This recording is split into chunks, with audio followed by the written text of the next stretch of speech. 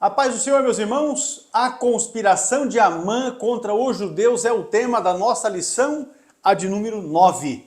Nós queremos aqui desejar a cada um dos irmãos que a bênção de Deus seja sobre a vida de vocês, sobre a vossa família e também sobre o vosso ministério. Nós estamos aqui nos estúdios do CETADB e o pastor Adolvilson Alves de Andrade com a gente. Paz do Senhor. Pastor Hércules, aos nossos queridos professores e alunos da Escola Bíblica Dominical. E pela graça de Deus estamos aqui nos estúdios do CETADB, falando de Apucarana, né, pastor? Apucarana, norte do Paraná. Olha aí, aqui é a terra do pé vermelho, né? Da barriga verde e do pé vermelho. Maravilha.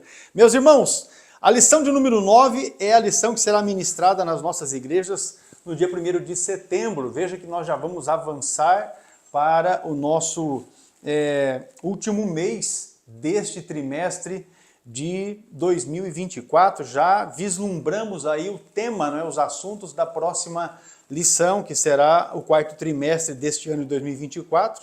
Veja que o tempo está passando rápido, né? O tempo urge e quem está olhando para o tempo para semear não vai colher, não é? A conspiração de Amã contra os judeus, nós temos o textuário desta lição, a de número 9, com base em Mateus capítulo 10, versículo 22, que diz: "E odiado de todos sereis por causa do meu nome, mas aquele que perseverar até o fim, esse é que será salvo." A verdade prática diz assim: quando nos tornamos agradáveis ao mundo, é sinal de que a nossa fidelidade a Deus está em crise.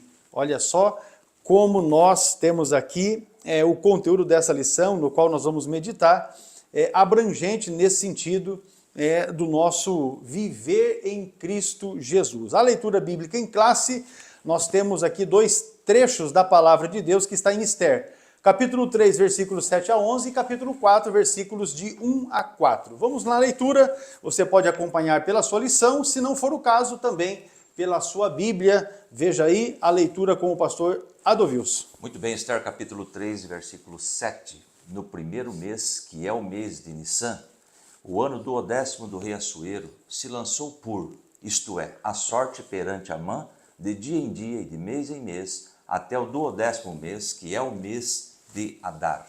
E Amã disse ao rei Assuero: existe espalhado e dividido entre os povos, em todas as províncias do teu reino, um povo cujas leis são diferentes das leis de todos os povos e que não cumpre as leis do rei. Pelo que não convém ao rei deixá-lo ficar. Se bem parecer ao rei, escreva-se que os matem, e eu porei nas mãos do que fizer a obra 10.000 talentos de prata, para que entre nos tesouros do rei. Então tirou o rei o anel da sua mão e o deu a Amã, filho de Hamedata, a Gagita, adversária dos judeus. E disse o rei a Amã: essa prata te é dada, como também esse povo, para fazeres dele o que bem parecer aos teus olhos. Quando Mardoqueu soube tudo quanto se havia passado, rasgou Mardoqueu as suas vestes e vestiu-se de um pano de saco com cinza, e saiu pelo meio da cidade e clamou com um grande amargo clamor. E chegou até diante da porta do rei, porque ninguém vestido de pano de saco podia entrar pelas portas do rei. E em todas as províncias aonde a palavra do rei e a sua lei chegavam, havia entre os judeus grande luto, com jejum e choro e lamentação. E muitos estavam deitados em pano de saco e em cinza. Então vieram as moças de Esther e os seus eunucos e fizeram-lhe saber, com o que a rainha muito se doeu. E mandou vestes para vestir a Mardoqueu e tirar-lhe o seu cilício. Porém, ele não as aceitou. Muito bem, essa leitura bíblica em classe, nós vamos aqui para os objetivos desta lição. A de número 9, você vai observar, são 3 tópicos desta lição. No primeiro, vamos explicar o plano odioso de Amã. No segundo, vamos destacar a tristeza de Mardoqueu, dos judeus e de Esther. E no terceiro, vamos apontar o perigo e a crueldade do antissemitismo moderno. Veja aqui, vamos abranger aqui algo que também diz respeito ao ódio que se tem pela nação de Israel. Para o devocional, a CPAD está sugerindo os hinos 77, 531 e o 578 da nossa harpa cristã. Isso para que você faça aí a abertura da sua escola bíblica dominical cantando hinos que fazem alusão ao assunto proposto na lição. A palavra-chave, a definição dela, o pastor Adolvilson trouxe aqui para nós, conspiração. Vamos lá? Muito bem, conspiração, ato de construir um plano que prejudica alguém, geralmente um governante ou uma pessoa poderosa. Maquinação, ato de quem busca prejudicar alguém com a ajuda de outrem. Conluio, combinação secreta com alguém contra uma terceira pessoa. Trama, conspiração significa trama. E nesta lição, nós vamos ver a trama de Amã contra o povo judeu. Muito bem, Amã, um homem bastante perverso, não é? Nós vamos nos atentar para isso. Na lição que nós vimos anteriormente, a lição de número 8, Mardoqueu não se inclinava e nem se prostrava diante de Amã, e isso incitou a fúria de Naamã. Então, nesta lição, nós vamos estudar exatamente a respeito disso. O plano que Amã engendrou a fim de exterminar todos os judeus do reino da Pérsia. E aí você entenda que é algo bastante extensivo, não é? Quando se fala de exterminar os judeus no reino da Pérsia, o reino de então. Veremos também como o povo judeu tem sido perseguido ao longo de toda a história. Não só foi perseguido nos dias de Amã, como já havia sido perseguido antes, e nós já demos uma introdução a respeito disso nas lições, a partir da lição 6, não é? Agora você vai observar também que a providência divina sustenta Israel, por isso Israel sobrevive até hoje debaixo da potente mão de Deus. É Deus quem guarda, Ele é o guarda do seu povo. Vamos então, meus irmãos, iniciando aqui nos desdobramentos da nossa lição, falando sobre o plano odioso de Amã. E no primeiro subtópico aqui nós já temos as intrigas e as patologias do poder. Tópico 1 e o subponto 1. A conduta de Mardoqueu incomodou aos demais servos do rei. Eles questionavam todos os dias: por que traspassas o mandato do rei? Eu trouxe aqui em outra tradução, Esther capítulo 13, verso 3. Então os oficiais do palácio real perguntaram a Mardoqueu: por que você desobedece à ordem do rei? Nós vamos entender isto. Ele não quis se curvar diante de Amã. E muito bem fez, né? Porque servia ao Deus único e verdadeiro. Agora, continuando a lição, Mardoqueu disse apenas que era judeu, né? Incomodados, seus conservos foram denunciá-lo a Amã para verem se Mardoqueu continuaria com a mesma postura. E eu marquei aqui, pastor, essa questão aí do segundo parágrafo. O segundo parágrafo, temos aí os dedos duros, né? Com certeza. O X9, o linguarudo. Em todo ministério tem essa gente, né? O delator foram lá, olha, vamos denunciar Amã para ver se ele continua com a mesma postura. Pelo visto, não era um zelo sincero pela palavra do rei. Pareceu mais uma tentativa de jogar lenha na fogueira, conforme já o pastor disse aqui. Isto é real em todos os segmentos aí, sempre tem alguém fermentando para trazer aí problemas, para trazer aí intrigas entre um certo grupo, né? Invejas e intrigas costumam reinar em todo tipo de grupo social. E eu trouxe aqui um versículo, esta lição, lá em Tiago 3,16, que diz assim: pois onde há inveja e ambição egoísta, aí há confusão de toda espécie de males. Então está aí a Bíblia sempre norteando o nosso procedimento, não é mesmo? Continuando o assunto, Amã ficou furioso e reagiu de maneira absolutamente desproporcional, revelando uma personalidade doentia, né? Planejou o extermínio de todos os judeus. Olha, por causa de vamos exterminar esta raça. Nós falamos isso na aula anterior, né, pastor? Existiam intrigas do passado com relação a essas duas nações, né, que eram inimigos dos judeus. Lá em Esther 3, 4 ao 6, diz assim, Esther 3, e versículo 4, dia após dia, eles lhe falavam, mas ele não lhes dava atenção e dizia que era judeu. Então contaram tudo a Amã para ver se o comportamento de Mardoqueu seria tolerado. E versículo 5, quando Amã viu que Mardoqueu não se curvava nem se prostrava, ficou muito irado. Verso 6, contudo, sabendo que era o povo de Mardoqueu, achou que não bastava matá-lo. Em vez disso, Amã procurou uma forma de exterminar todos os judeus e o modo de Mardoqueu em todo o império de Xerxes. Agora, veja bem a atuação do secretário de Satanás aí, atentando, veja bem o foco, atentando contra todo o povo. Não era somente contra todo o povo. Quem exerce autoridade, está aí na lição, em qualquer área da vida precisa agir com serenidade, sabendo que todos temos um Senhor nos céus. E temos aí Efésios 6 e 9, que diz assim: vocês, senhores, tratem seus escravos da mesma forma, não os ameacem, uma vez que vocês sabem que o Senhor deles e de vocês está nos céus, e ele não faz diferença entre as pessoas. Em outra tradução diz acepção, em outro versículo, acepção de pessoas, não é? O nosso Deus, o tratamento dele não é diferenciado, ele não divide a questão financeira, não trata por aquilo que a pessoa tem, pela cor da pele, enfim, ele não faz acepção de pessoas. Está aí uma orientação para os senhores. Hoje temos também mais um texto aí, lá em 1 Pedro 5 e 2, que está na lição: pastoreie o rebanho de Deus que está aos seus cuidados, olhem por ele, não por obrigação, mas de livre vontade, como Deus quer. Não façam isso por ganância, mas com o desejo de servir. Temos aí a praticidade, para uma prática para os dias de hoje, que cabe para nós hoje, né? E o versículo 3 diz assim: não hajam como dominadores, né? Estamos falando aqui de autoridade sobre o rebanho. Não hajam como dominadores dos que lhe foram confiados, mas com exemplo para o rebanho. Esta lição, pastor, eu trouxe aqui, tem um substantivo aí, kyrios, do grego, que significa senhor, dono. O verbo empregado expressa a ação de dominar sobre alguém, exercer controle completo, assenhorar-se de. Por exemplo, Pedro nos exorta: não sejais assim. Ou seja, esse autoritarismo é que nós estamos vendo aqui, nós vemos hoje, inclusive na política do país em que nós estamos vivendo. Então, para encerrar aqui, o abuso de poder leva à queda. O orgulho, lá em Provérbios 16, 18, o orgulho vem antes da destruição, o espírito altivo antes da queda.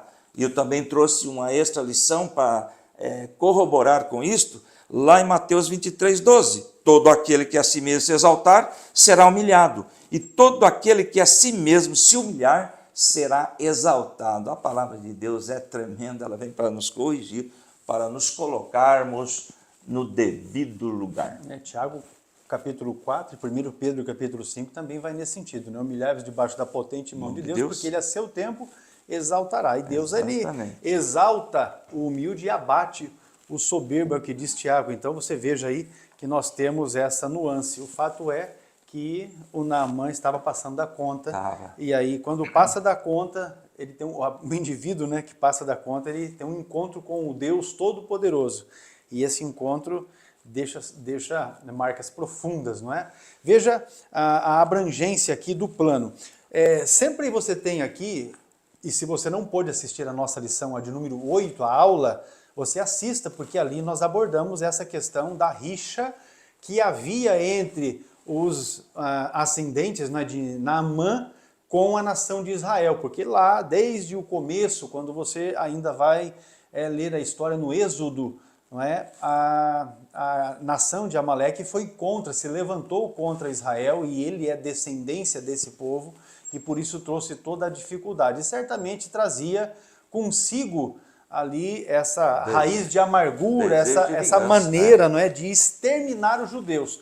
Quando lhe foi apresentada um meio por meio do qual ele poderia executar o seu plano, porque isso foi uma questão que não foi assim, né? Do dia para a noite. Isso ele já vinha engendrando isso, e agora ele tinha a oportunidade. Então veja aí a extensão do plano dele. O Império Persa abrangia todo o Oriente Próximo. Então desde o rio Indo, que fica na região da Índia, onde hoje está o Paquistão, até o Mediterrâneo Oriental.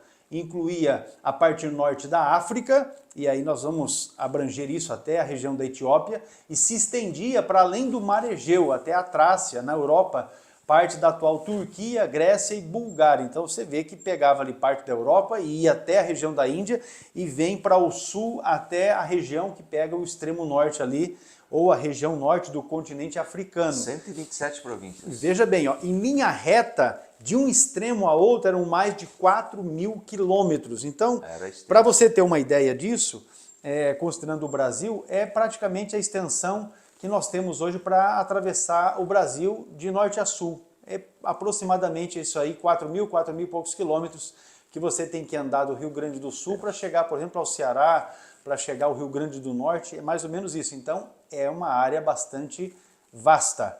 Em todo esse território havia inúmeras comunidades judaicas, ou seja, os judeus estavam espalhados pelo mundo. Esta era a realidade de então. Amã, desta maneira, planejou então a destruição dos judeus, segundo esta abrangência de todo o reino de Assuero. Veja, Ester capítulo 3 e o versículo 6 diz assim, ó, porém, os seus olhos teve em pouco o pôr as mãos só sobre Mardoqueu, porque lhe haviam declarado o povo de Mardoqueu.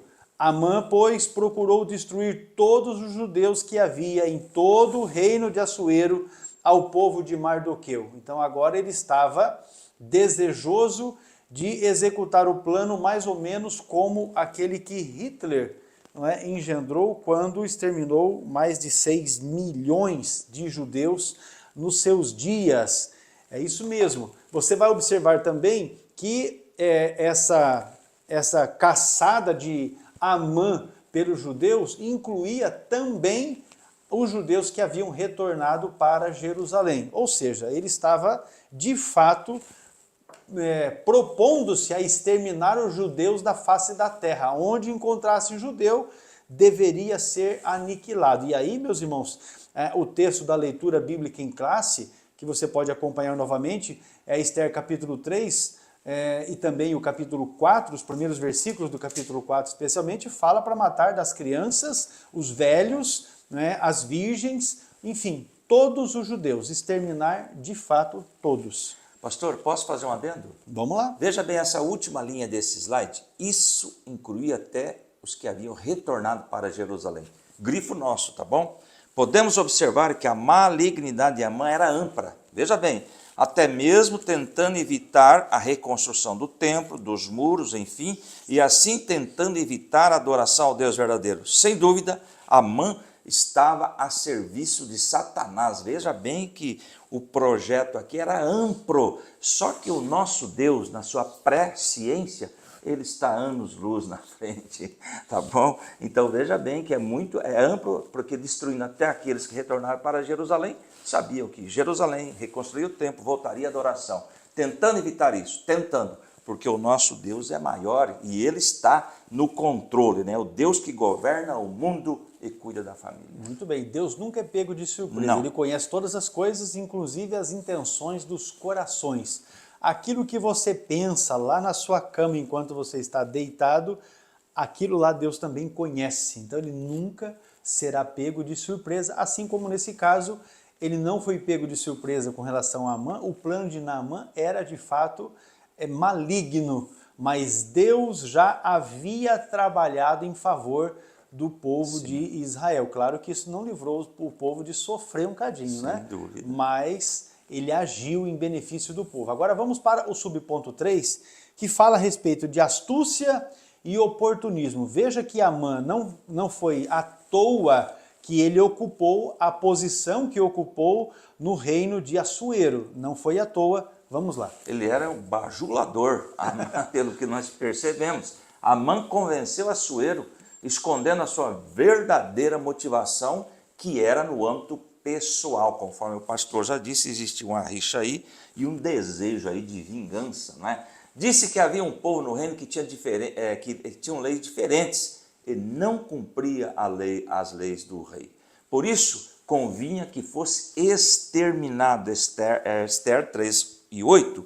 Então Amã disse ao rei Xerxes: existe certo povo disperso, espalhado entre os povos de todas as províncias do teu império, cujos costumes são diferentes de todos os outros povos e que não obedecem à lei do rei. Não convém ao rei tolerá-los. É interessante que nós não vemos nenhuma atitude contrária do povo judeu contra, mas ele foi levado aí por esse maligno do Amã, E agora veja bem, se Assuero decretasse morte desse povo, veja bem, Amã entregaria 10.000 talentos de prata, é muita coisa. são 350 toneladas para o Tesouro Real, o equivalente a 2/3 de renda anual do Império Persa, lá em Esther 3:9, o irmão, o professor, o aluno pode conferir isso. Deixa eu só falar. Isso, pode fazer a colocação. Quando a gente fala de um talento aqui, nós estamos falando de um salário. Um salário. O salário de um trabalhador, um salário. Ele estava dizendo que daria 10.000 salários. Nós vamos considerar aqui algo hoje em torno de 60 a 100 milhões de denários. Então vamos colocar aí algo aproximado entre 60, porque se nós formos considerar o salário atual do Brasil hoje, 1.412, o salário mínimo, né, do governo que está aí, então nós vamos ter aí um valor entre 60 e 100 milhões. É muita coisa. Agora, vamos aqui, meu irmão, Amã tinha esse dinheiro. Amã tinha esse dinheiro. O texto de Esther 3:9 fala exatamente a respeito daquilo que era o faturamento do Império Persa. E o que ele ia acrescentar era 2/3, ou seja, em torno de 63, 64%, ele ia dar, Amã ia dar para o rei Assuero só pelo fato dele decretar a morte do povo. Ou seja, o cabra estava nessa posição porque tinha poder aquisitivo. E, como o pastor já mencionou logo no início aqui, era um bajulador. Então, bajulador com muito poder financeiro, infelizmente, no plano dos homens, ele consegue comprar muita gente. Porque tem muito vagabundo que se vende até por muito pouco dinheiro, né? Tem muita gente que é ordinário, sem vergonha, que se vende por pouquíssimo dinheiro. Inclusive no nosso meio, dentro das igrejas, obreiros, pastores e tal, que por muito pouquinho se vendem. E Naamã estava comprando o extermínio da nação de Israel, do povo de Israel, com um faturamento, vamos colocar assim, o produto interno bruto do rei Assuero, ele ia acrescentar 2/3 de uma vez só. O caba tinha poder financeiro. Exatamente. E para encerrar aqui, o texto bíblico nos permite entender que Assuero concordou com Amã sem questionar de que povo se trata. É interessante isso aí, como que a vida valia muito pouco na época. Pode exterminar, pode acabar. É como dar um cheque em branco, porque o versículo 10 de Esther 3 diz assim, então tirou o rei o anel da sua mão e o deu a Amã, filho de Hamedata, agagita, adversário dos judeus. Isso é cheque em branco. O rei tirar o seu anel, colocar na mão do cara e falar, tá, e vai o que você selar com esse anel é mandado real. Foi exatamente isso que o Assuero fez. Exatamente, continuando aí, nesse episódio Assuero mostrou-se facilmente manipulável. Olha aqui a direção, aquilo que está à frente, não pode ser dessa maneira, né? Qualquer um manipula, volúvel, não é? Amã soube apelar para o seu ego. Olha aí, liderar requer prudência, sabedoria, para identificar desavenças pessoais disfarçadas de motivações aparentemente nobres. E a liderança, por exemplo, de uma igreja sempre está inserida nesse contexto. Ela tem que entender, será que não existe algo aí? Essa pessoa vem, não é, com trazer problemas ou falar de outra pessoa, o dedo duro que nós falamos aqui, o X9, será que não existe aí alguma questão pessoal? Então, a liderança tem que estar atenta. Aliás, a liderança tem que ter esse dom do discernimento, de esclarecer tudo antes de tomar qualquer atitude. Não foi o caso do rei Assuero, né? Muito bem, meus irmãos. Concluindo, então, esse primeiro tópico aqui da nossa lição, o plano odioso de Amã contra os judeus revela astúcia e oportunismo.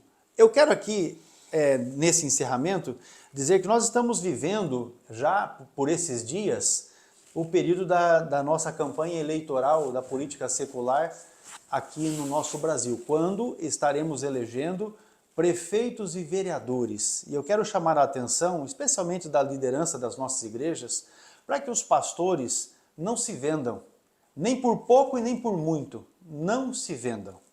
Não é? Porque nessa época aquelas pessoas que se dizem amigos do Evangelho. E é importante se dizer que a igreja não tem amigos. Nós temos pessoas que pelos seus interesses, muitas vezes interesses puramente eleitorais, se aproximam da igreja neste intuito. E nós devemos cuidar das coisas de Deus e zelar pelo rebanho de Deus. Porque, infelizmente, nós temos, e reconhecemos isso, regiões do nosso país em que as dificuldades para se construir, para se edificar, para fazer alguma obra no que diz respeito a construções na igreja, enfim, são difíceis. E, em alguns momentos, esses tais se aproximam da igreja e, às vezes, até são crentes que no dia a dia não contribuem em nada na igreja. Mas nessa época eles arrumam dinheiro de fontes até questionáveis para poder chegar na igreja e se mostrar como um grande colaborador da obra de Deus, quando de fato ele não é. E isso traz prejuízos para as nossas igrejas. Ainda que aparentemente algo será adquirido, algo será comprado, algo será edificado, isso traz um grande malefício.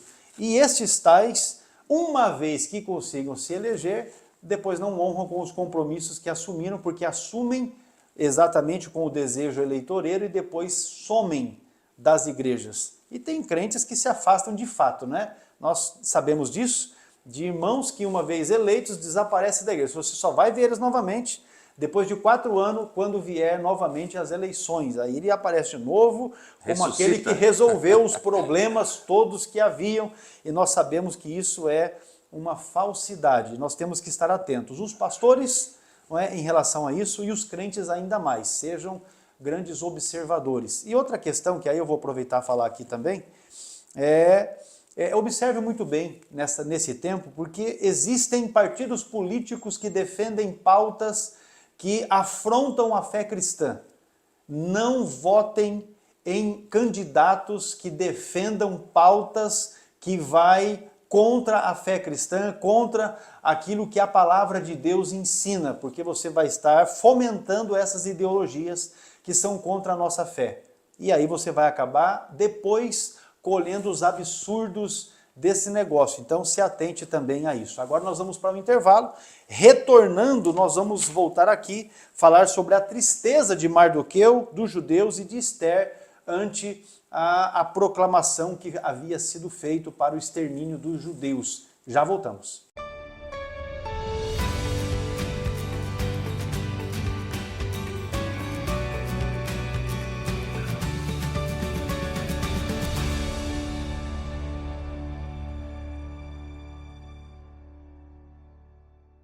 O CETADB é o centro teológico mais próximo de você. O aprendizado é monitorado por obreiros através de material autodidático e você pode estudar por extensão com um custo acessível. No CETADB você tem os cursos de nível básico, médio e avançado. Informe-se no site www.cetadb.com.br ou no telefone 43 3426 0003. Seja um aluno do centro teológico que mais cresce no Brasil. CETADB é o ensino teológico além das fronteiras.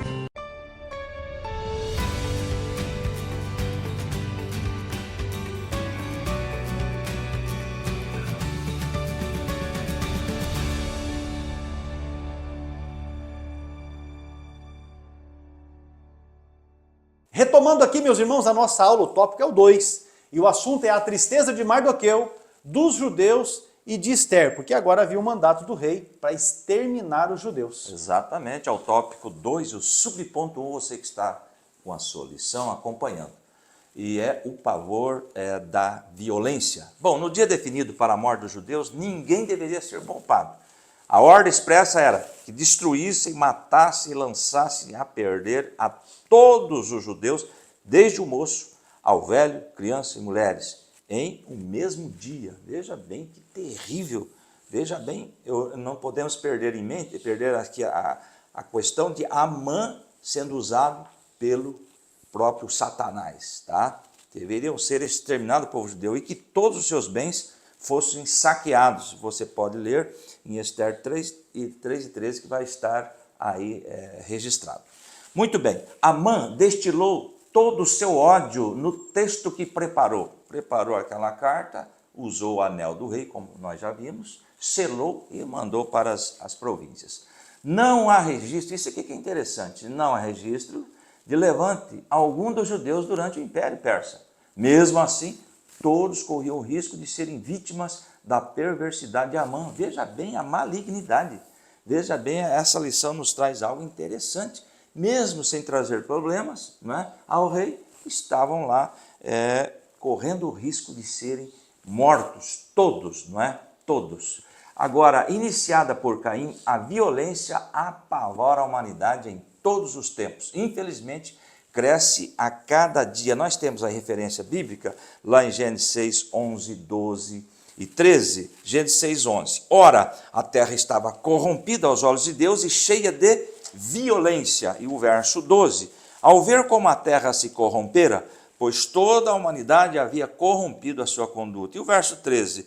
Deus disse a Noé, darei fim a todos esses humanos, porque a terra se encheu de violência, o que nós estamos vendo hoje. Nossa cidade aqui, 140 mil habitantes aproximadamente. Todo dia tem homicídio. Todo dia tem algo terrível acontecendo aí, tá?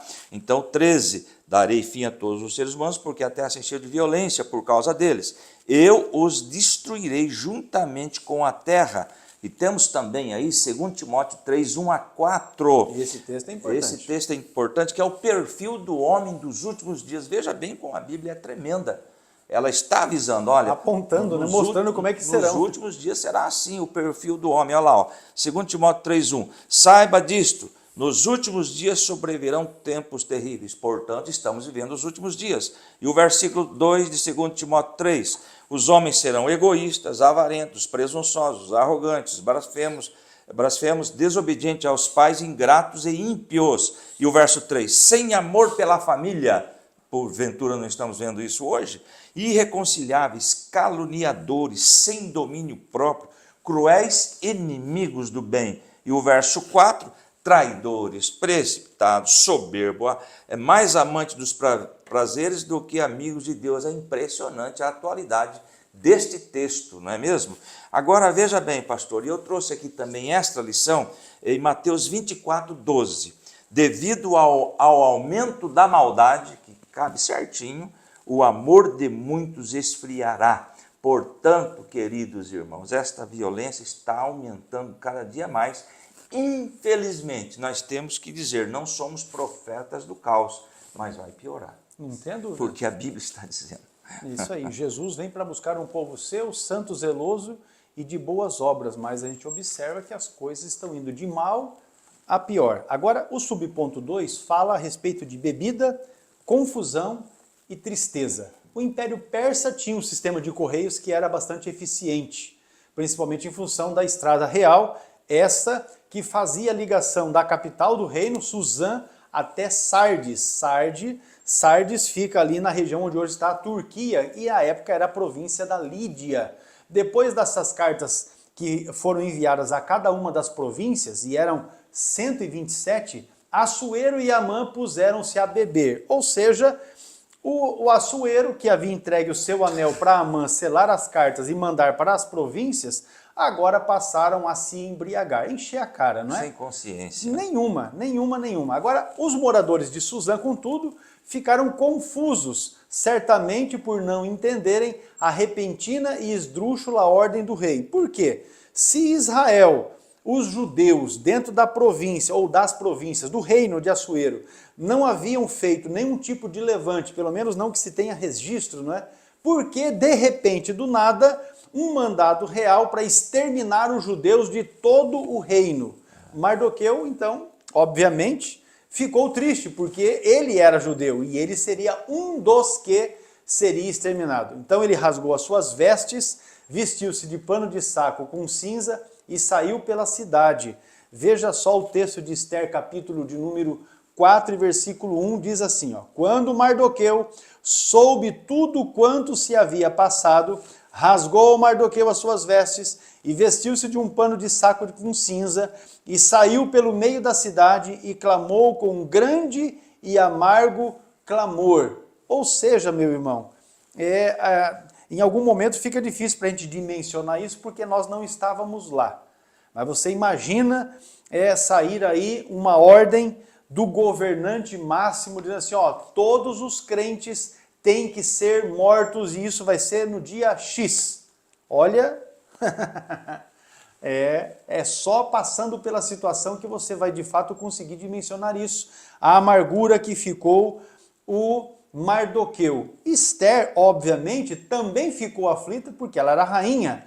À medida que essas cartas foram chegando às províncias, não houve uma reação diferente. O povo judeu certamente se entristeceu, ficou perplexo e, sabendo da ameaça, já ficava numa situação bastante difícil. Então você observa assim, um clima de luto, com jejum, choro e lamentação, porque é exatamente o que a Bíblia está nos mostrando. Quando você lê Esther 4, os versículos 3 e 4 diz, e em todas as províncias onde a palavra do rei e a sua lei chegavam, havia entre os judeus grande luto, com jejum e choro e lamentação, e muitos estavam deitados em pano de saco e em cinza. Então vieram as moças de Esther e os seus eunucos e fizeram-lhe saber com o que a rainha muito se doeu, e mandou vestes para vestir a Mardoqueu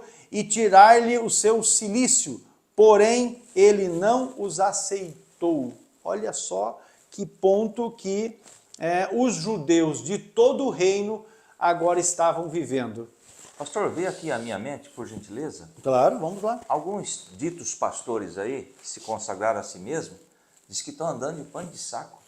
Eles colocam um tergalzinho lá, estamos de pano de saco. Ô, meu irmão, vai estudar a Bíblia, vai ver como era esse pano de saco e o que significava na época. Estão aí tentando chamar a atenção de uma maneira completamente equivocada. Aqui em Apucarana nós temos, o pastor nosso usa pano de saco, mas vai ver o cilício que era usado lá com pele de animais, que aquilo lá incomodava terrivelmente a pele. Raspava o corpo. E agora imagine o calor da época lá, porque é deserto, né, até hoje. Imagine com o calor o camarada vestindo uma pele de animal. Agora as pessoas estão aí tentando iludir as outras pessoas com finalidades financeiras. Então vai aí o recado.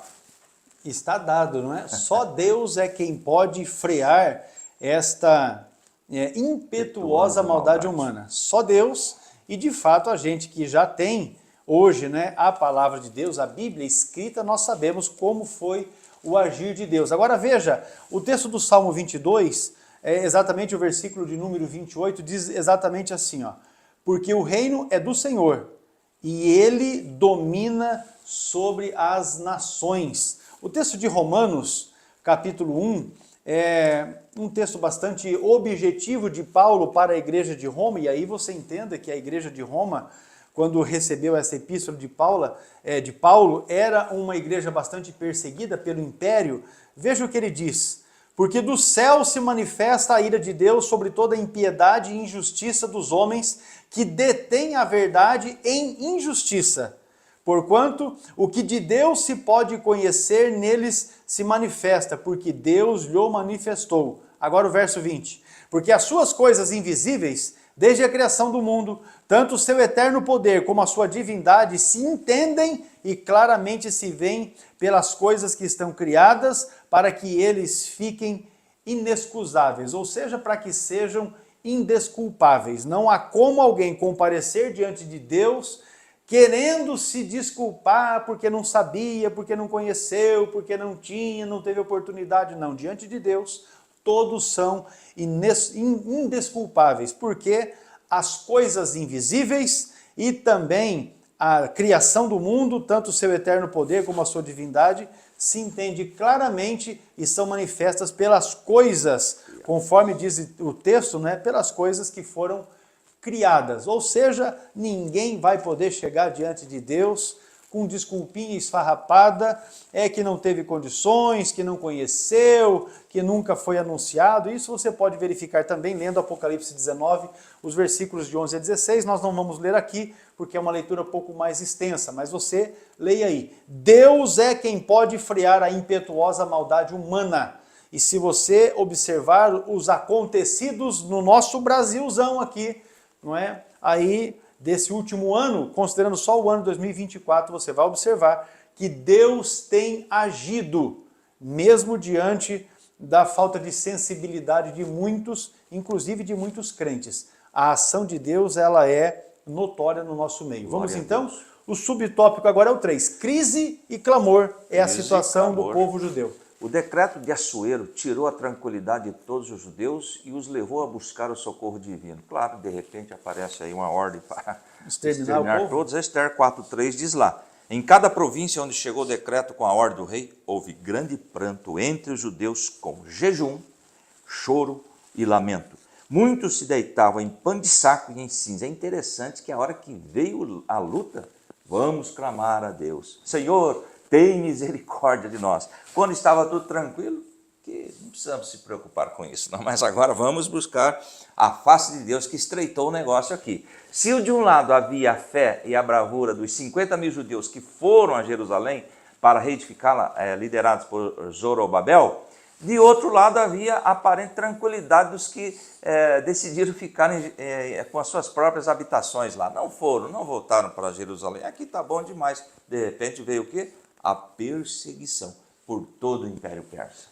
Mesmo dentre os que foram a Jerusalém, muitos se dedicaram a construir as casas luxuosas, dando pouco valor à construção do templo, como denunciam os profetas pós-exílio Ageu e Zacarias. Ageu 1:9 diz lá, meus queridos irmãos, vocês esperavam muito, mas para a surpresa de vocês acabou sendo pouco. O que vocês trouxeram para casa, eu dissipei com um sopro. E por que fiz isso? Pergunta o Senhor dos Exércitos. Por causa do meu templo, ainda está destruído enquanto cada um de vocês se ocupa com a sua própria casa. Ou seja, deveriam construir o templo, iniciar a adoração a Deus, que era o foco, era o objetivo, era o principal. Mas voltavam, vamos construir as nossas casas. Depois nós vamos ver essa questão aí. E também nós temos aí Zacarias 8:9 a seguir. Zacarias 8:9. Assim diz o Senhor dos Exércitos: vocês que estão ouvindo hoje essas palavras já proferidas pelos profetas, quando foram lançados os alicerces do templo do Senhor dos Exércitos, fortaleçam as mãos para que o templo seja construído. E o versículo 10, pois antes daquele tempo não havia salário para os homens nem para os animais.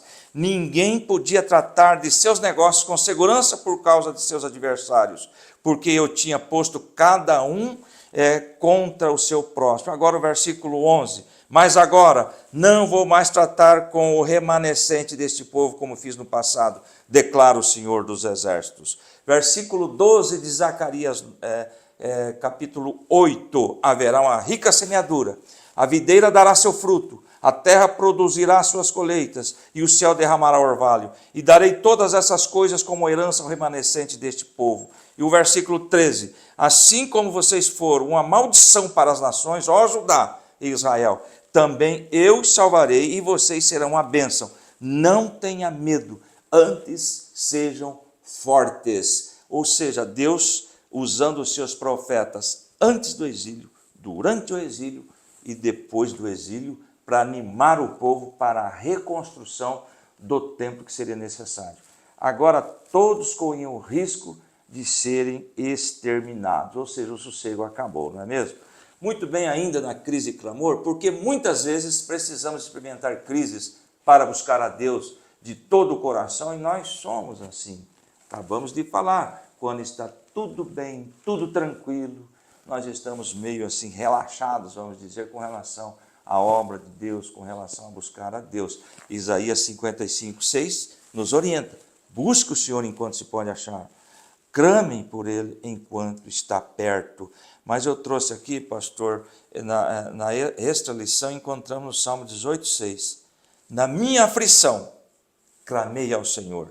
Ou seja, antes estava tranquilo, na minha aflição, clamei ao Senhor, gritei por socorro, meu Deus, do seu templo ele ouviu a minha voz, meu grito chegou à sua presença e aos seus ouvidos, tá? Agora, temos aí, o correto é fazer como Daniel, que orava em todo tempo. Agora, pastor, veja bem, uma colocação que eu quero fazer sobre Daniel 6:10. Veja bem, quando Daniel soube que o decreto tinha sido publicado, foi para a casa, para o seu quarto, no andar de cima, onde a janela davam para Jerusalém, as janelas. 3 vezes orava por dia, se ajoelhava e orava, agradecendo a Deus como costumava fazer. Porém, no início desse versículo está escrito assim: quando Daniel soube que o decreto tinha sido publicado, ou seja, o negócio vai estreitar, é hora de orar. Vai ficar difícil, é hora de buscar Deus, então, com certeza. Tem alguma colocação aí que devemos observar. Somente com uma vida de oração constante, em casa e no templo, podemos vencer o mal. Efésios 6,18 diz lá: orem no Espírito. Aqui vale uma colocação. Não existe espírito de oração. Olha, irmãos, eu vou falar aqui alguma coisa, mas fica espírito de oração. Eu não encontro isso na Bíblia, espírito de oração. Orem no Espírito, Efésios 6,18, em todas as ocasiões, com toda súplica, tendo isso em mente, estejam atentos e perseverem na oração por todos os santos. Portanto, não existe espírito de oração. E também temos o texto aí de 1 Tessalonicenses 5,17, orem continuamente. Um texto curto, orem continuamente. E eu trouxe aqui uma explicação. Esse versículo nos lembra que a oração não deve ser apenas um evento isolado, mas uma prática constante em nossa vida. Devemos estar sempre em comunhão com Deus, buscando a sua vontade e expressando as nossas necessidades e gratidão a Ele. E não existe posição para orar, não existe local. Andando pela rua orando, dirigindo o carro orando, buscando a presença de Deus. Maravilha, meus irmãos. Vamos concluir aqui então o tópico número 2, o plano odioso de Amã trouxe de fato tristeza e medo ao povo judeu. Com isso encerramos o tópico 2 da lição e retornaremos após o intervalo. E aqui nós vamos tratar a respeito do perigo e da crueldade do antissemitismo moderno. Já voltamos.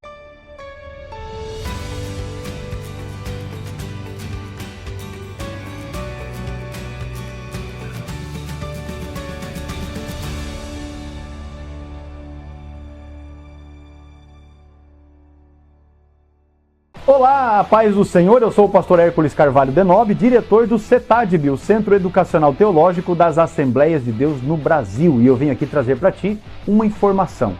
Os irmãos entram em contato conosco e perguntam: pastor, como eu faço para iniciar a minha formação teológica através do CETADB? Isso é muito fácil, eu quero dizer que você precisa rapidamente iniciar o seu curso teológico através do CETADB, porque com isso você vai enriquecer o seu conhecimento.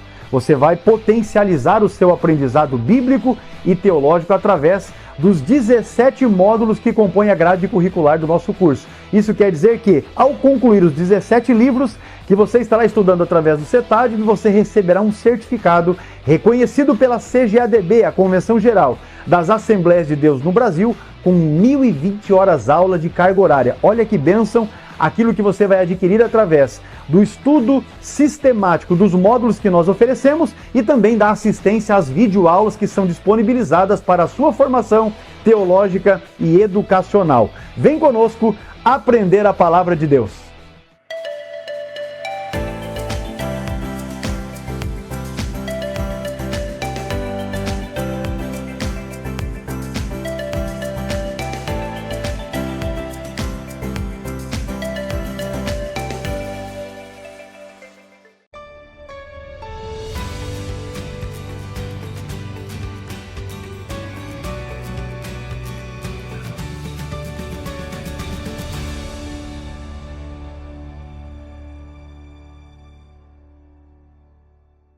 Tópico 3 da lição, o perigo e a crueldade do antissemitismo moderno é o assunto que nós vamos tratar agora e vamos começar pelas faces do antissemitismo. Muito bem, vamos definir antes antissemitismo. O que é isto? A palavra antissemitismo significa preconceito ou ódio contra ou aos judeus, tá bom? Então, ódio aos judeus, anti é contra, semitismo.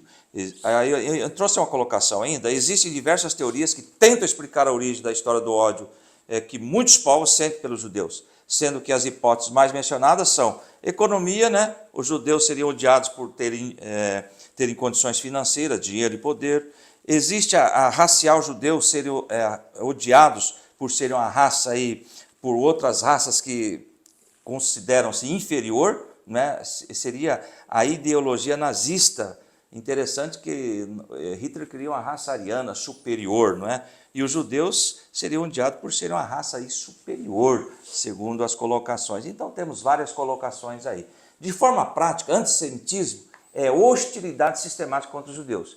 É possível verificar ao longo da história 3 faces da expressão desse ódio, ou seja, antissemitismo religioso, né, nacionalista e racial. No aspecto religioso, destaca-se as perseguições, como a do século XIV, quando os judeus foram acusados de serem responsáveis pela peste negra que assolou a Europa. Pastor, eu trouxe aqui uma colocação interessante aqui sobre essa peste negra, e os judeus foram condenados. Olha, a culpa é de vocês. Eu marquei aqui esta lição: a peste negra foi uma pandemia que se estendeu de 1347 a 1353 e causou a morte de 50 milhões de pessoas na Europa. A peste negra foi uma pandemia da peste bubônica, uma doença causada pela bactéria Yersinia pestis, que é encontrada nos ratos. E sabe quem foi culpado?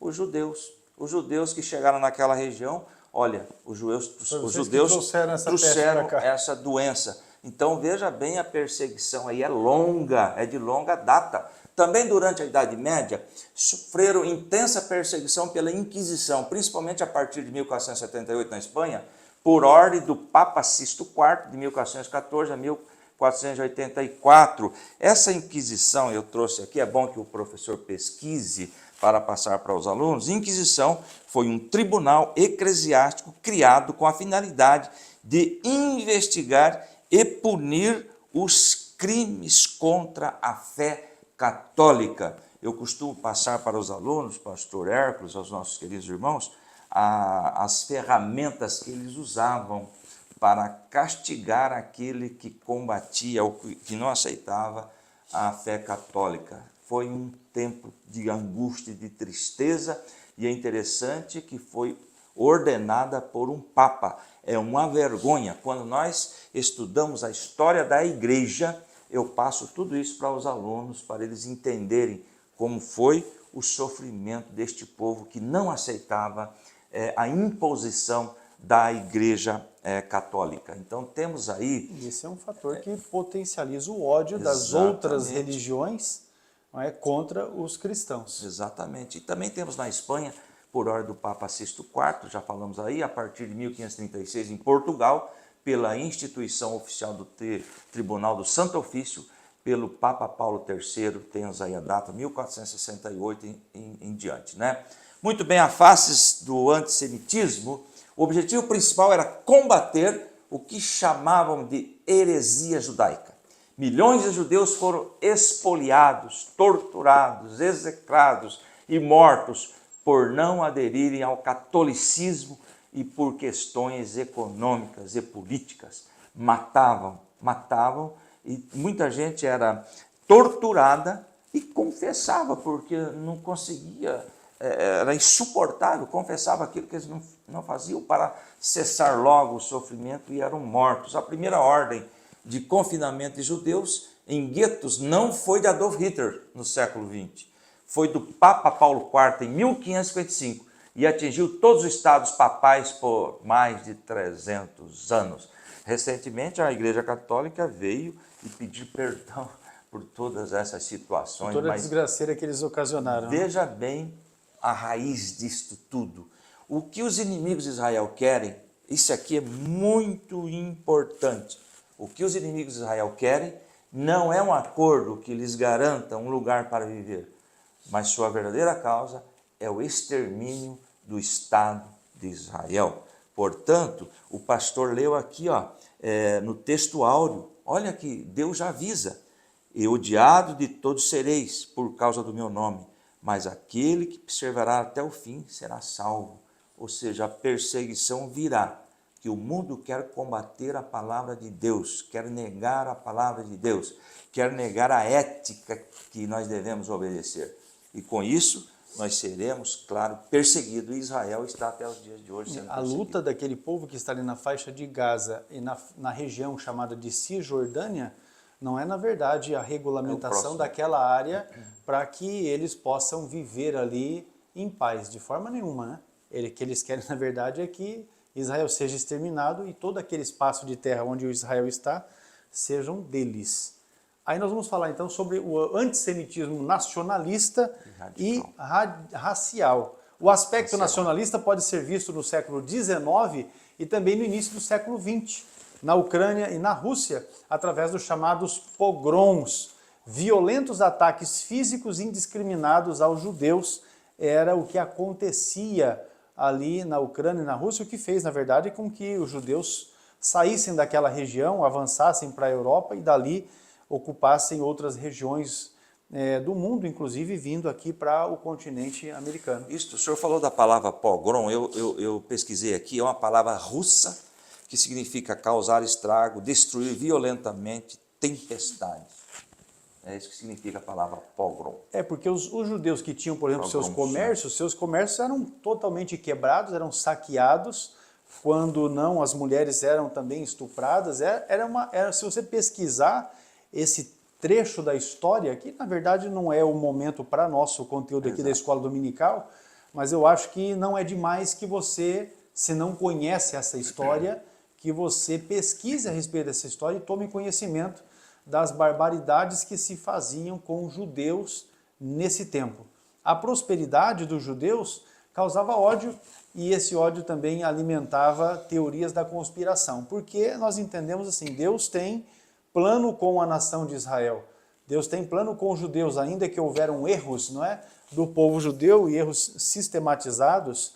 A gente observa que Deus abençoa o povo judeu. Onde eles estão, você vai para os Estados Unidos, por exemplo, você faz uma pesquisa rápida ali, os homens mais ricos que estão ali têm na sua descendência a raiz judaica. Então você vai chegar a esse ponto. E as pessoas acabam criando esse ódio porque eles são abençoados de fato, prosperam naquilo que fazem.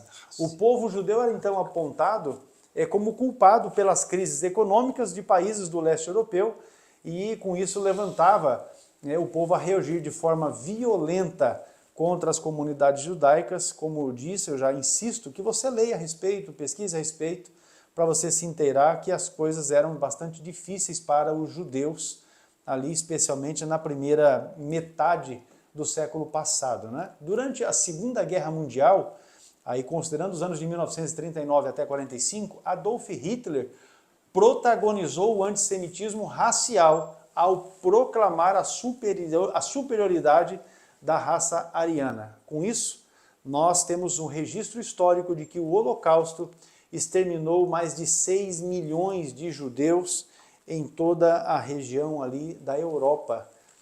De fato, foi um período de muita crueldade exercido por Hitler e seus comandados no que diz respeito à perseguição e extermínio dos judeus. Agora, o antissemitismo não acabou com o final da Segunda Guerra.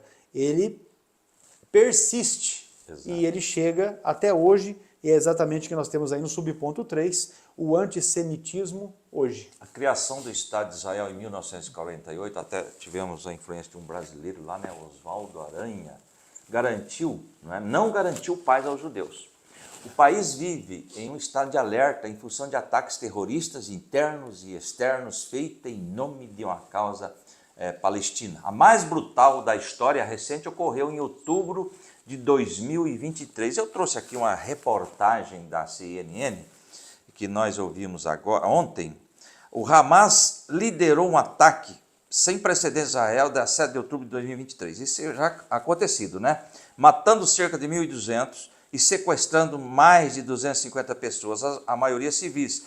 Israel lançou então uma guerra contra o grupo islâmico que governa a faixa de Gaza, matando mais de 38 mil pessoas, segundo autoridades de saúde do território. A minha colocação, melhor dizendo, ocorreu aí em outubro de 2023, mas essa reportagem está aí em todos os jornais, não é? Ou seja, a guerra continua. Israel não tem sossego, né? Nós vamos ver quando vai ter sossego Israel. A mais brutal da história recente, então nós acabamos de ler e mencionar sobre isso. 5 grupos palestinos armados uniram-se ao Hamas a partir da faixa de Gaza. atacar Israel por ar, por terra e por mar, cometendo barbáries inimagináveis contra civis e deixando cerca de 1.200 mortos e também aí 200 pessoas reféns. Nós acompanhamos isso através da mídia. Depois disso, os casos de antissemitismo aumentaram em várias partes do mundo. Inclusive no Brasil teve uma manifestação em favor do Hamas. Tópico 3 é o subponto 3 ainda. O que os inimigos de Israel querem não é um acordo que lhes garanta um lugar para viver. A sua verdadeira causa é o extermínio do Estado de Israel. É interessante, irmãos, como a Bíblia está se cumprindo dioturnamente. Isso é fato. Só Jesus, o Messias, salvará Israel. Quando a sua conversão é nacional. É interessante. Quando isso vai acontecer? Na segunda vinda de Cristo. Quando Jesus, o nosso Jesus, virá defender e derrotar as 10 nações que tentarão destruir o povo de Deus. Então aí sim haverá, só terminará nesse ponto, porque a perseguição continuará. E nós temos aí Isaías 11, 10 a 16, que os senhores podem estar lendo. Eu separei aqui Ezequiel 37, 12, 11. Vamos a partir do versículo 11. Ler a partir do versículo 11, Ezequiel 37, 11. Então ele me disse: filho do homem, esses ossos são toda a nação de Israel. Eles dizem: nossos ossos se secaram e a nossa esperança se foi. Fomos exterminados. E o verso 12. Por isso, profetize e diga-lhes assim o soberano Senhor: o meu povo, vou abrir os seus túmulos e fazê-los sair. Trarei vocês de volta à terra de Israel. E o versículo 13. E quando eu abrir os seus túmulos e os fizer sair, vocês, meu povo, saberão que eu sou o Senhor. Esse Ezequiel 37 é específico para a restauração do povo de Israel. O senhor separou algum texto aí? Eu separei Apocalipse 1, versículo 7, Isto. que diz: eis que vem com as nuvens, e todo olho o verá, até os mesmos que o traspassaram, e todas as tribos da terra se lamentarão sobre ele. Sim, amém. Todo olho verá quando ele vier, no final da grande tribulação, para colocar fim ao período tribulacional, derrotar as nações que se levantaram contra Israel, exterminar, não é, aqueles que se levantaram contra Israel, colocar em prisão o Satanás e estabelecer o seu reino milenial. Ou seja, Jesus vem para salvar a nação de Israel, aqueles que estarão perseverando, mesmo ainda durante o período tribulacional. Olha só que coisa que Deus tem com Israel, uma história muito maravilhosa, mas este povo já vem sofrendo já desde o início e ainda sofrerá até por este tempo. Veja que nós temos aqui a palavra de Deus que reforça essa ideia. Tem aí várias referências que eu vou sugerir que você leia. Zacarias capítulo 12 e também o capítulo 13 vai lançar luz sobre esse período em que Jesus vem para salvação definitiva da nação de Israel. Falando sobre, ou encerrando, não é, sobre esse assunto do antissemitismo moderno, nós temos aqui apenas que reafirmar que ele é perigoso e é cruel. E pessoas que, de fato, não têm culpa com a situação que está aí, é que têm sofrido, não é, por esta situação. Vamos aqui para a conclusão dos nossos estudos nesta lição de número 9. Queremos agradecer os irmãos que estão conosco até aqui, dizer que de fato tem sido tempo de bênção para nós poder compartilhar dessas lições da Escola Dominical, e é óbvio que se você tem sido alcançado por estas aulas e tem sido proveitoso para a sua vida, para o seu ministério, o que nós temos a pedir é que você nos ajude divulgando essas lições. Compartilhe, não é, o conteúdo desta aula nas suas redes sociais para que outros irmãos também venham a conhecer o trabalho que nós aqui fazemos gratuitamente, sem cobrar nada de ninguém, porque o nosso desejo é cooperar com o crescimento dos nossos irmãos. Pastor Adolfo, a conclusão. Muito bem, o antissemitismo não se revela apenas através de atos hostis mas também de apoio aberto ou posturas complacentes aos inimigos de Israel, como os grupos terroristas, ou ainda por meio de crítica sistemática aos atos de defesa israelenses, pintando o país como o vilão da história, e nós sabemos que não é. A despeito dos pecados dos judeus, Deus tem um plano com Israel e vai restaurá-lo quando arrependido aceitar o Messias. E diz lá a última parte: oremos pela paz de Jerusalém. Salmo 122, verso 6. Muito bem, meus irmãos, só finalizando aqui o meu pensamento a respeito disso, a esquerda política mundial, bem como aqueles países que declaradamente assumem o seu posicionamento contra a nação de Israel, ainda aqueles que financiam financeiramente ou por meio de armamentos, não é, aqueles levantes contra Israel, isso tudo se caracteriza como antissemitismo. E aí eu quero também, chamando a atenção já para essa última menção do pastor Adovilso, quando ele está relacionado aqui ao texto do Salmo 122, versículo 6, nós temos que orar pela paz de Jerusalém, nesse sentido também devemos nos posicionar contra qualquer ação antissemítica, qualquer posicionamento que seja tomado contra a nação de Israel. Como crentes na pessoa do nosso Senhor Jesus Cristo, nós devemos refutar, rechaçar, porque não podemos tomar posição contra a nação escolhida por Deus, cuja Deus, não é, se levanta para defender. E Deus não está dormindo, não é, nem cochilando, Ele está vendo tudo o que se passa, tudo o que acontece, e nós devemos, de fato, nos posicionarmos nesse sentido. Quero aqui, meus irmãos, finalizando a nossa aula, agradecer mais uma vez, desejar que Deus abençoe a sua vida, a sua família, o seu ministério, que em tudo o nome maravilhoso de Jesus seja engrandecido também através daquilo que você realiza, daquilo que você faz na sua vida pessoal, profissional, também na sua vida ministerial. Deus abençoe você e a sua casa. A paz do Senhor a todos os nossos queridos professores e alunos da maior escola do mundo, a Escola Bíblica Dominical, e até a próxima pré-aula, se Deus quiser. A paz do Senhor.